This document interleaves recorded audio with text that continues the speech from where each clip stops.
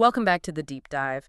We take the stack of sources you provide, all your articles, your research, internal notes, and we distill it all down into the high-impact knowledge you actually need. It's your shortcut to being genuinely well-informed. Exactly. And our mission today is to dig into a company that is, it's somehow everywhere and nowhere at the same time. We're talking about Church and Dwight Company, Inc., ticker symbol CHD. It's just the ultimate lesson in corporate invisibility, isn't it? I mean, this is an S&P 500 component headquartered out in Ewing, New Jersey. Right.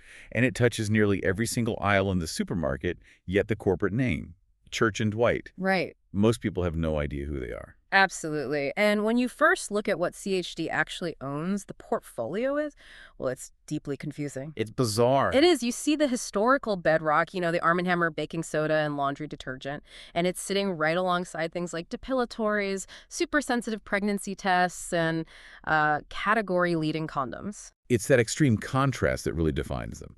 I mean, you use their brands constantly. You might be cleaning your bathtub with Kaboom or rinsing with TheraBreath, maybe using a Water Pik. All the time. And you just never connect those dots back to a single, a $6.11 billion enterprise that, at its heart, started with simple baking soda.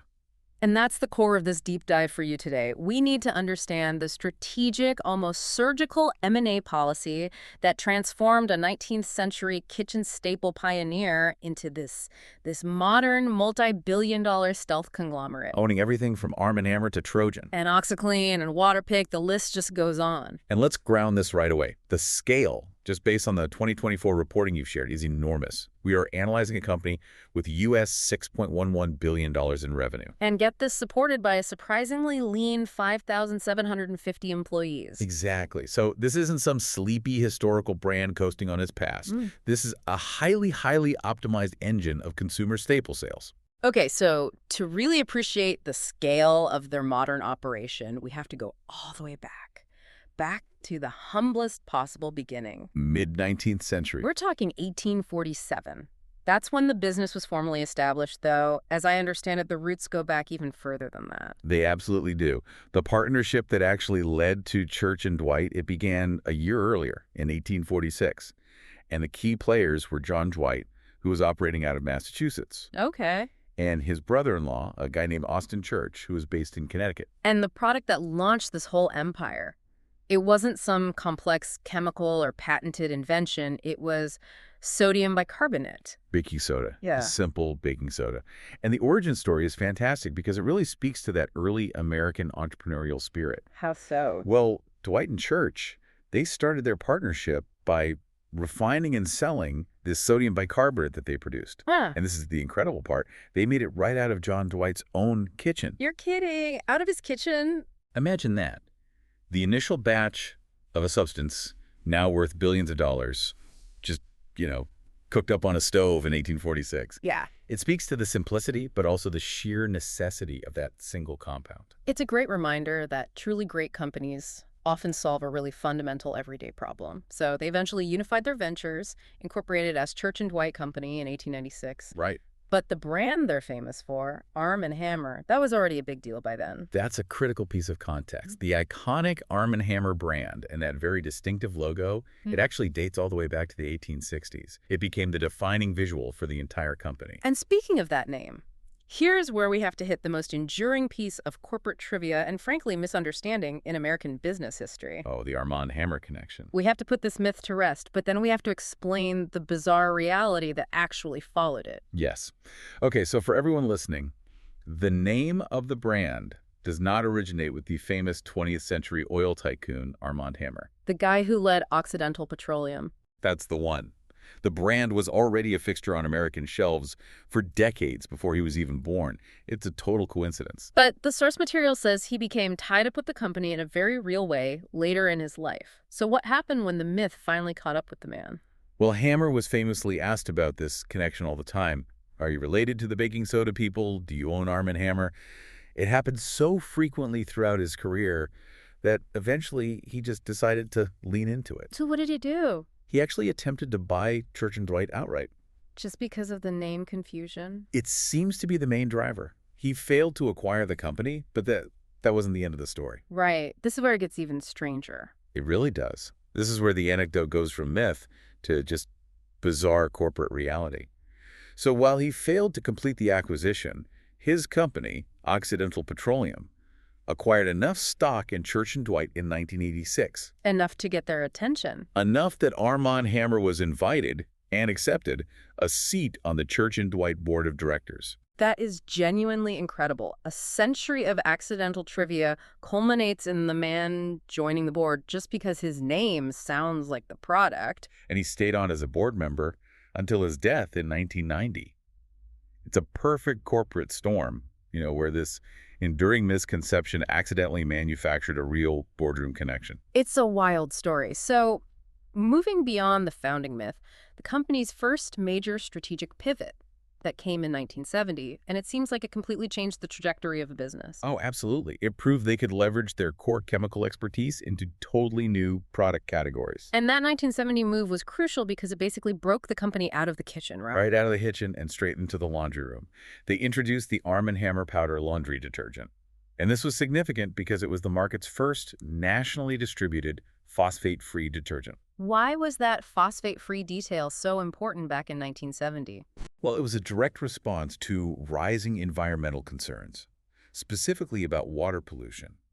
Phosphates, which were really common in detergents, were contributing to these huge algae blooms in lakes and rivers. So it was an environmental play. It was.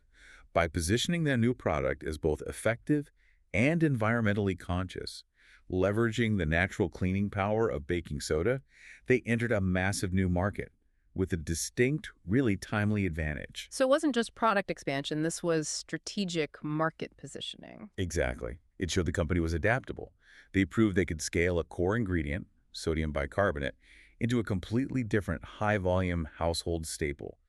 That willingness to diversify laid the groundwork for everything that came later. Okay, let's jump forward now. From that strategic detergent launch in the 70s to the sheer scale of the 2020s, we really need to dissect the financial structure of the modern Church and Dwight to understand why their aggressive acquisition strategy even works. And the first thing to recognize is what their S&P 500 component status really means. This isn't just about being a big company. It's a seal of approval, in a way. It implies a long history of stability, of predictable earnings, high liquidity. It means you're accepted as like a foundational element of the American economy. So let's break down these 2024 figures from the sources. Revenue is at $6.11 billion. What about the efficiency of their operation? What does that look like? It looks extremely strong. They reported $807 million in operating income. For a consumer goods company, that speaks volumes about their cost management and the strength of their supply chain. So they're managing all this complexity really efficiently. Incredibly efficiently, across dozens of different product types from powders to electronics. And that operational strength, it translates directly to the bottom line of $585 million in net income for the reporting year. Precisely. And if you glance at the balance sheet, it just reinforces this picture of stability. Total assets are at $8.88 billion, with total equity at $4.36 billion. These aren't the numbers of a risky startup. Not at all. These are the numbers of a highly capitalized entity that is ready and able to execute massive multi-hundred-million-dollar acquisition deals without even really straining their balance sheet. That cash flow engine is the fuel for everything we're about to talk about. Okay, before we get to the acquisitions, we have to fully grasp the staggering scope of their current product diversity. The contrast between these silos, it's what makes CHD such a fascinating case study. Absolutely. The source material outlines three major and really disparate product categories and the complexities in how you run them all under one roof. Let's start with their original foundational category, household. This is their traditional base. It's their core stability. It covers essentials like their laundry detergents, Armand Hammer, and also extra air fresheners, and of course the original baking soda. But it also includes a major acquisition. Crucially, yes. This segment now includes the powerhouse stain remover OxiClean and bathroom cleaners like Kaboom. These are, relatively low margin, but very high volume products. They're the staples that drive cash flow and market saturation. Then we take a huge leap into personal care and hygiene. And this is a segment where the portfolio becomes much more, let's say, sensitive and specialized. This is where the strategy just shifts dramatically. Yeah. This silo is huge. It covers highly intimate products like Trojan condoms, depilatories like Nair. Which require a completely different marketing strategy than a box of baking soda. A whole different universe. And they also hold this dominant position in oral hygiene. They own the North American rights to major brands like Pepsodent, Menthadent, Close-Up, and AIM. And then you add in the highly specialized, tech-focused Water Pik devices. They have captured your entire bathroom cabinet. And the third category, specialty and diagnostic, represents their move into high-value, need-based, sometimes even urgent purchases. And this is where the margin profile likely improves significantly. This segment includes first response pregnancy tests, which is a critically important, high-margin, non-discretionary diagnostic product. A product people need now. Right, and they're willing to pay a premium for that established trust. This category also includes cold remedy brands like Zcam and recently acquired high-value skincare, like Hero Cosmetics for acne. So this combination, laundry soap, condoms, and pregnancy tests, it forces a critical question. How does Church and Dwight, as a corporate entity, effectively manage divisions that have zero synergy in terms of marketing, consumer psychology, or even regulatory oversight? And that takes us right to the heart of their corporate structure. They operate less like a traditional consumer goods giant, like a P&G that tries to find synergy across all its brands. And more like what? More like a highly specialized, efficient holding company. A holding company that's focused specifically on non-discretionary consumer staples. Exactly. The source material shows their strategy is actually very low risk because every brand they acquire is typically already a category leader. It has established sales, distribution, and most importantly, brand equity. So the consumer already trusts Nair or Trojan? Right. CHD doesn't need to invent synergy between the products. They just need to plug the cash flow from that successful brand into their very efficient operating structure. So what does that mean for how they manage it? Does the team running Nair even talk to the team running Armand Hammer laundry? The evidence points to a highly decentralized structure, at least on the brand and marketing side. You simply cannot market a prophylactic the same way you market baking soda. The risks would be too high. Way too high. CHD's strength is in financial integration, centralizing accounting, supply chain optimization, capital allocation, while letting the brand teams have the autonomy to manage their very specific, often sensitive, consumer niches. So they buy successful companies and just let them keep running successfully. Pretty much, Yeah. while focusing on capital efficiency rather than forced product synergy. This decentralization is the only way you could possibly run a portfolio this paradoxical. The genius, then, is recognizing that regardless of economic ups and downs, people still need clean clothes, they still need personal hygiene products, and they still need diagnostic tests. These products are buffered from recessionary spending cuts, That's the definition of a defensive portfolio based on consumer staples. and they provide steady, predictable cash flows, which in turn allows them to maintain that strong balance sheet we just discussed.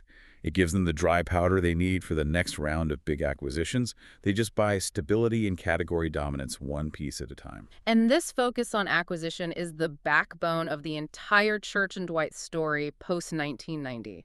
I mean, the 19th century was about invention. The 21st century has been all about targeted, high-value buying. It really has. So we need to analyze this chronological map of their M&A because it demonstrates the deliberate engineering of this conglomerate. And this is where the speed and complexity of their strategy just become crystal clear. They weren't just picking up stragglers.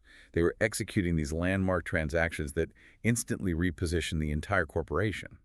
Okay, so let's start with the early 2000s expansion. The pivotal year has to be 2001, marked by that transformative acquisition of the consumer product line of Carter-Wallace. This was the moment the bizarre portfolio was truly born. It seems like it was a really high-stakes deal. Oh, it was.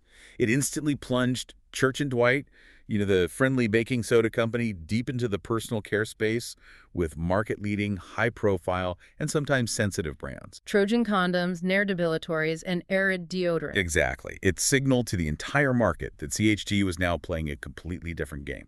What was the risk in taking on a brand like Trojan? I mean, operationally, it was a winner, right? The risk wasn't operational, you're right. Trojan was already dominant. The risk was cultural and reputational. Could a company known for these family-friendly, wholesome products like Armand Hammer successfully steward brands associated with sexual health and appearance? And the fact that they went ahead with it just proves their focus. It proves their focus is on consistent cash flow, regardless of the product's category or its social context. They saw Trojan as a category leader in a non-discretionary market, and they moved fast. And importantly, the source material notes this wasn't a clean takeover of all of Carter-Wallace. There was a strategic split here. That's a key detail, and it demonstrates Church and Dwight's laser focus. Another player, MedPoint, They acquired the diagnostics and the drug businesses of Carter-Wallace. So things like prescription pharmaceuticals. Right, Astelin and Soma. Church and Dwight specifically carved out the fast-moving consumer goods, the FMCG lines. This just reinforces the idea that their core competency is managing stuff on the shelf, not navigating the complex R&D and regulatory world of pharma. But 2001 was a double whammy. At the same time they're navigating the complexity of Trojan, they were also cementing their historical base in laundry. Right, they simultaneously acquired USA Detergents, which was the original owner of Extra Detergent. So this allowed them to capture both ends of the market. Exactly, the premium and the value ends of the detergent market. Armand Hammer for mid to premium, and Extra for the value price shoppers.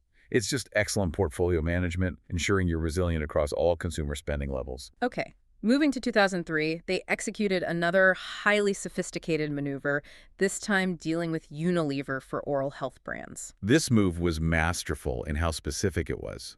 They didn't try to buy Unilever's global oral care operations. Just bought the rights for where? The U.S. and Canadian rights to brands like Pepsodent, Mentadent, Close-Up, and AIM. So why buy regional rights instead of the global trademarks? What's the strategy there? It's a classic low-complexity, high-impact strategy. Acquiring global rights means navigating regulations and market complexities in dozens of countries. It demands huge capital and deep international infrastructure that, frankly, CHD just didn't have. So they just carved out the piece they could manage effectively. By buying just the North American rights, they acquired an entrenched, massive market share instantly. They were leveraging decades of advertising and consumer trust without the massive integration headache or capital outlay of a true global takeover. So Unilever kept the brands everywhere else. Exactly. A clean operational split. It let CHD focus solely on the high-value North American market. The late 2000s continued this pattern of category domination, culminating in the 2006 acquisition of OxiClean. OxiClean was a huge deal for them. It was acquired through the purchase of a Denver-based company, Orange Glow International. And this was a significant expansion beyond traditional baking soda cleaning products. This is a much more specialized product. It's a specialized pre-wash additive. It shows a move into powerful, chemically sophisticated cleaning. And with that deal, they also got Kaboom bathroom cleaners and Orniclo household products.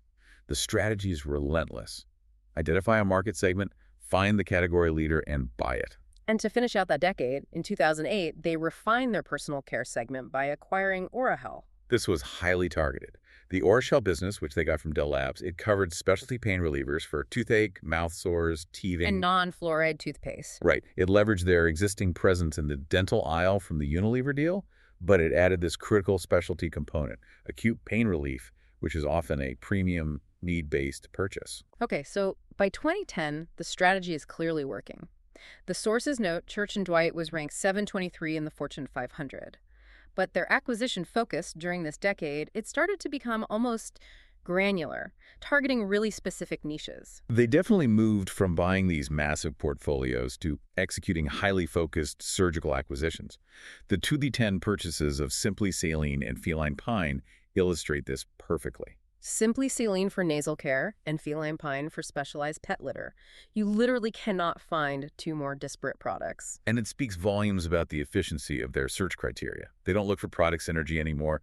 They look for market gaps where an existing brand has dedicated consumer loyalty and strong margins. So Feline Pine got them into specialized pet care, which is a massively growing market, and Simply Saline added a focused health and wellness staple. These are the kinds of smaller deals that often slip past a P&G or a Unilever because they're seen as too niche, but Church & Dwight just sees steady cash flow. This opportunistic approach continued, leading to the 2016 entry into hair care. That was the acquisition of Spencer Forest, Inc., the maker of Topic hair care products. And again, this is not a mass-market shampoo. Right. It's a specialty product. It's a highly specialized aesthetic product focused on hair loss. It requires completely different distribution and marketing channels than their other products, which just shows C&D's comfort with managing these very specific niche markets that command high prices. But the decade truly culminated in a massive billion-dollar transaction in 2017. And this showed they were willing to pay top dollar for technological dominance. The Water Pik acquisition. This was a game changer. The acquisition of Water Pik from MidOcean Partners for $1 billion. It fundamentally shifted their oral care division from being a commodity like toothpaste to a durable goods, technology-focused business. And that distinction is absolutely key. What were they really buying for $1 billion? They were buying high-end consumer loyalty and technological leadership. At the time of the deal, Water Pik had about $265 million in annual revenue. And crucially, 70% of that revenue came from its core product, the water flosser devices. They were buying the dominant market leader in an evolving segment of oral hygiene. That must have created some serious integration challenges, though. I mean, how do you integrate a company that makes and services complex electric devices into a portfolio that's mostly chemicals and consumables? That's the critical question they had to solve. It meant they had to accept a different operating rhythm. Consumables require high-volume, low-cost manufacturing and constant replenishment. And Water Pik needs R&D. R&D, specialized manufacturing, quality control for electronics, managing warranties, device life cycles. It's a completely different supply chain and operational mindset. The success of this deal proves that C&D can selectively and effectively integrate high-tech manufacturing while still maintaining their financial efficiencies. It was a massive investment that validated their whole strategy. It did. The strategy of buying the best, regardless of the industry fit. Moving into the current decade, the 2020s, we see the focus shift heavily toward premium health and beauty products, often through these very high-value deals. This is a sophisticated evolution of the strategy. In 2020, they acquired Zcam, which is a highly visible, non-prescription cold remedy brand. And that fits perfectly with their need-based specialty category. Right alongside First Response. It's a cash cow product, especially during cold and flu season. And then in 2021 and 2022, they made two huge multi-hundred-million-dollar moves that really define their current direction: TheraBreath and Hero Cosmetics. The 2021 purchase of TheraBreath for $580 million was a strategic move deeper into premium oral care, unlike the mass-market brands they got from Unilever. Like Pepsodent or AIM. Right. TheraBreath is a specialized brand. It's known for targeted solutions, specialized mouthwash, and products focused on chronic issues. It just elevates their margin profile in the oral care space. And the most recent deal in the sources, Hero Cosmetics, shows they are actively chasing modern, digitally savvy beauty trends. Exactly. The 2022 acquisition of Hero Cosmetics for $630 million is the quintessential modern CPG acquisition. Hero is famous for its Mighty Patch hydrocolored acne patches. So this deal firmly places Church & Dwight in the highly lucrative, fast-moving, and often influencer-driven skincare market. It's a transition from 19th century baking soda to 21st century skincare technology. It's a perfect distillation of the company's entire history, and it proves they are constantly looking forward, willing to spend big to capture the next generation of consumer staples. Okay, so now that we've charted the transformation chronologically, from the humble kitchen counter to the aggressive, high-tech M&A strategy of today, we can put the entire brand spectrum into context. This is where the stealth portfolio truly reveals itself. It's a really powerful visualization of how just a few key acquisitions over 2 decades can fundamentally reshape a corporation's market presence. The company is essentially a collection of market leaders bought at different times for different reasons. And all of them are contributing stable cash flow. That's the key. So let's review those major groups, starting with that portfolio-altering 2001 Carter-Wallace deal. Go for it. That single transaction provided Arid deodorant, Nair depilatories, and the dominant Trojan condoms brand. This is the cornerstone of their modern personal care segment. It instantly made them relevant in 3 completely new high-margin categories. Then the 2003 deal with Unilever gave them that broad, established North American market penetration in toothpaste. Right, that delivered AIM, Close-Up, Mentedent, and Pepsodent. It was a regional market share grab that, while it was maybe less flashy than Trojan, it provided massive volume and stability in a crucial consumer staple category. And their household strength was cemented by the 2006 Orange Glow acquisition. And that was OxiClean, alongside Kaboom and Orange Glow cleaners. This just demonstrates the constant upgrading of their household division. It ensures they dominate both the low-cost volume, baking soda and extra, and the specialized cleaning power segments with OxiClean. Now, mix in the strategic high-value purchases of the last decade. The billion-dollar Water Pik deal for technology, Zcam for remedies, TheraBreath for premium oral health, and Hero Cosmetics for modern skincare. And we can't overlook the specialized niche brands that fill those specific consumer needs. like the Origin line for focus pain relief, the joint pain relief of RUB-A535, the specific need addressed by simply saline. And the specialized pet market with feline pine and the high-end hair care of Topic. Exactly. So the strategic takeaway is undeniably clear. Church & Dwight is a success story based almost entirely on external growth. They built this $6.11 billion empire not through internal R&D. Well, they do use R&D for line extensions. True, but not for creating whole new categories. They built this by systematically purchasing proven category leaders across highly diverse industries. It's the ultimate financial engineering approach applied to consumer goods. They focus their R&D budget on making existing brands better or introducing, say, a new flavor of Armand Hammer toothpaste. The massive, transformative R&D effort, the effort of launching a new category killer that is outsourced through M&A. But I have to challenge that model a bit. I mean, it looks successful, buying market share instead of building it. But what are the inherent risks? How do they avoid overpaying for these established, popular brands, especially a billion-dollar brand like Water Pik? That's a crucial point. The risk of overpaying is mitigated by, I think, two factors that are inherent in their target selection. First, they target mid-sized category leaders. Not the biggest fish in the sea. Right. These companies are typically large enough to have proven market resilience, but they're small enough that they aren't priced by the market at the astronomical multiples a major multinational would command. And the second factor? They buy into categories that fit their core operating mandate. Non-discretionary staples with highly predictable cash flows. If a cash flow is predictable and defensive, the risk of the investment failing is dramatically lower, which helps justify the price tag. So their strategy is essentially capitalizing on consistency. They look for proven, high-margin operations and then trust their own financial and supply chain expertise to maximize the efficiency of that operation after they buy it. Precisely.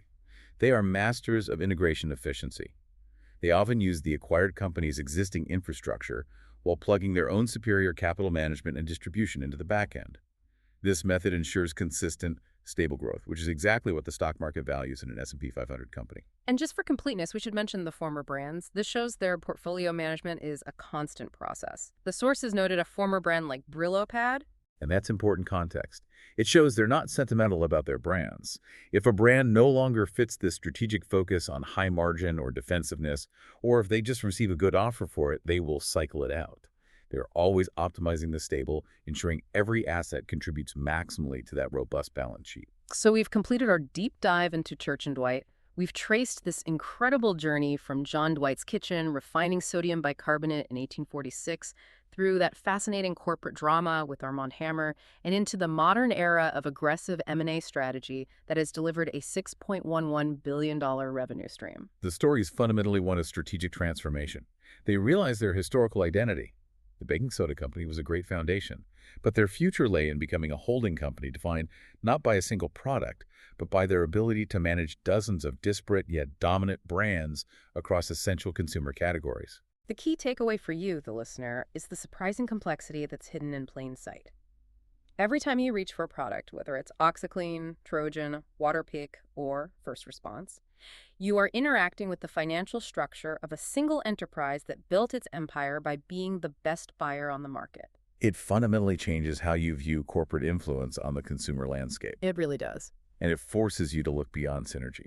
Their strategy proves that financial discipline and market dominance in specialized niches can be far more valuable than trying to create unified marketing campaigns across fundamentally opposed product lines. And that brings us to our final provocative thought for you to consider as you reflect on all this material. Given Church & Dwight's decades-long pattern of targeted high-value niche purchases, evidenced by brands like Feline Pine for specialized pet care, Simply Saline for specific health needs, and Topic for aesthetic enhancement, what specific niche consumer market outside of their current divisions might be the target for their next $500 million acquisition? Think about it. What other fast-moving consumer goods are non-discretionary, specialized, and have a proven leading brand that flies slightly under the radar of the biggest competitors? Are they going deeper into specialized supplements or perhaps niche men's grooming? Understanding their playbook, finding category dominance in low-profile, high-margin segments, that's the key to predicting where this stealth conglomerate will strike next.